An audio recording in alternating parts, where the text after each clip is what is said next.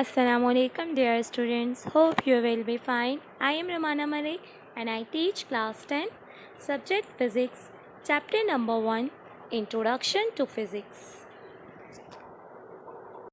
Second lecture of chapter number 1 and we cover our last topic that is contribution of Muslim scientists. आज के दौर में सोचा जाता है कि सिर्फ यूरोपियन साइंटिस्ट ही है जो साइंस की फील्ड में कमाल हासिल कर रहे हैं और जिन्होंने साइंस की बेस रखी, लेकिन ऐसा हर किस नहीं है। अगर हम हिस्ट्री उठाते हैं तो हमें पता चलता है कि वो पहले मुस्लिम साइंटिस्ट ही थे जिन्होंने साइंस की बेस रखी। So now in old days the Muslim scientist and scholars performed the remarkable achievement in the field of science. आपके कोर्स बुक में 5 साइंटिस्ट के कंट्रीब्यूशंस हम पढ़ेंगे। First Muslim scientist is Abu Ali Hassan ibn al-Hashim. He was born in Basra, this is the city of Iraq, and his time period is 965 to 1039 AD. When we see his field of work, so he was a great scholar of physics, mathematics, engineering, astronomy and medicine.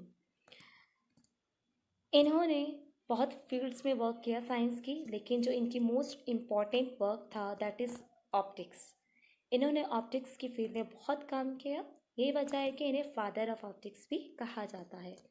अगर हम इनका remarkable work देखें तो इन्होंने वैसे तो बहुत सारी बुक्स लिखी थी ऑप्टिक्स में, लेकिन जो इनकी most important and famous book थी दैट इज़ किताबुल मनाज़िर, जिसमें इन्होंने फर्स्ट टाइम लाइट की नेचर के बारे में बताया था और सेकेंड ह्यूमन स्ट्रक्चर ऑफ आई को डिस्कस किया।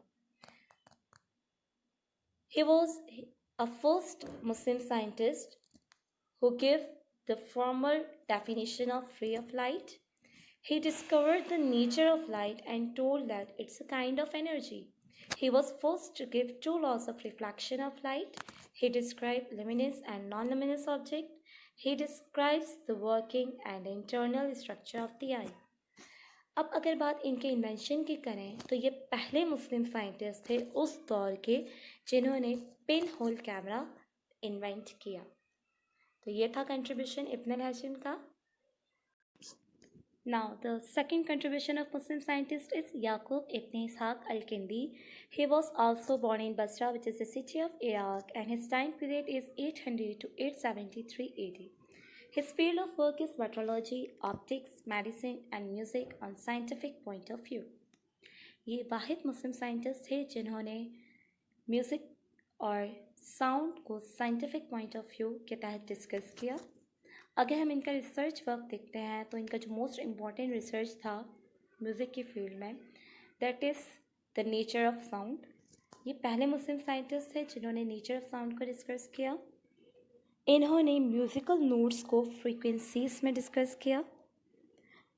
म्यूज़िक की बहुत सी काइंड्स डिस्कवर की थी इन्होंने।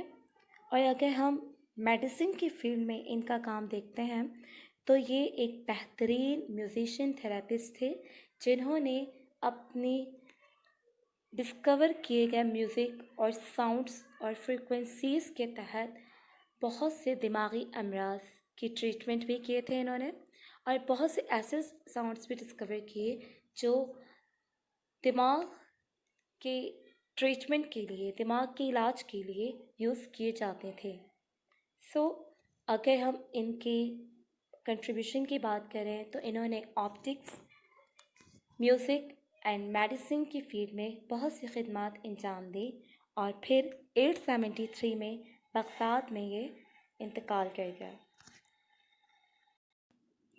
Now the third contribution of Muslim scientist is Abu Rehan Muhammad bin Ahmad al-Biruni.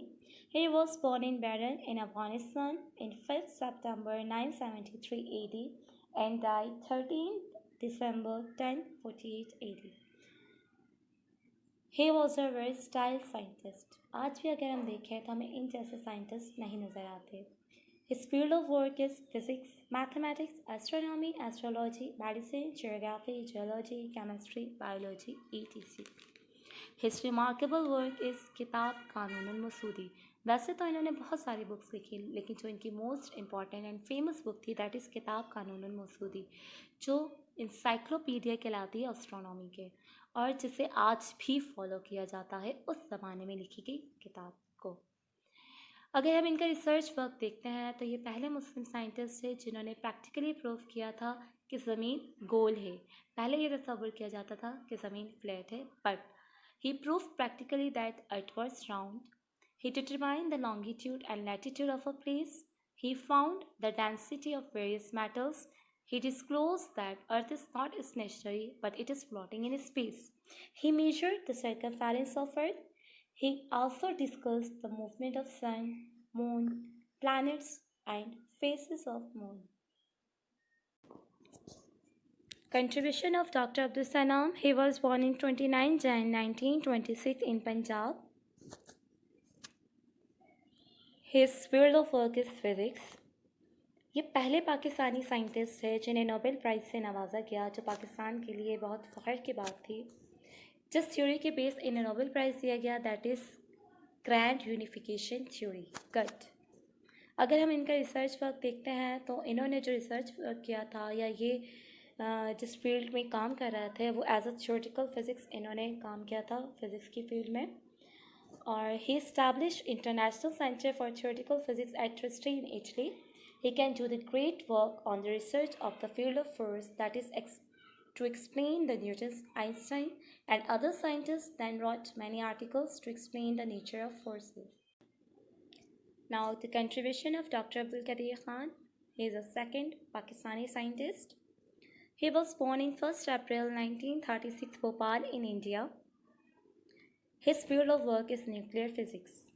हम डॉक्टर अब्दुल कदीर ख़ान की बात करें तो इन्होंने ज़्यादातर अपनी एजुकेशन हॉलैंड में की थी और फिर वहीं के यूरेनिको इनरिचमेंट प्लांट में ये एज अ रिसर्च ऑफिसर काम करते रहे। फिर 1975 में ये पाकिस्तान वापस आए। जब ये पाकिस्तान वापस आए तो गवर्नमेंट ऑफ पाकिस्तान ने काहोटा रिसर्च लेबॉर्ट्री इनके नाम पर doctor Abdul Qadeer Khan research laboratory रखा और फिर इन्हें वहाँ का हेड मुकर्रर किया।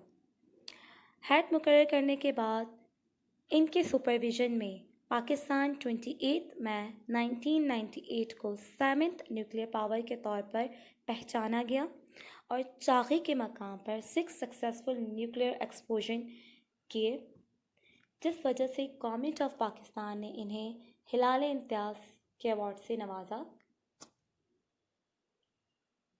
Now homework assignment is question number 1.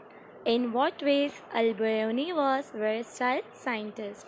And question number 2. What was the main achievement of Ibn al-Haytham?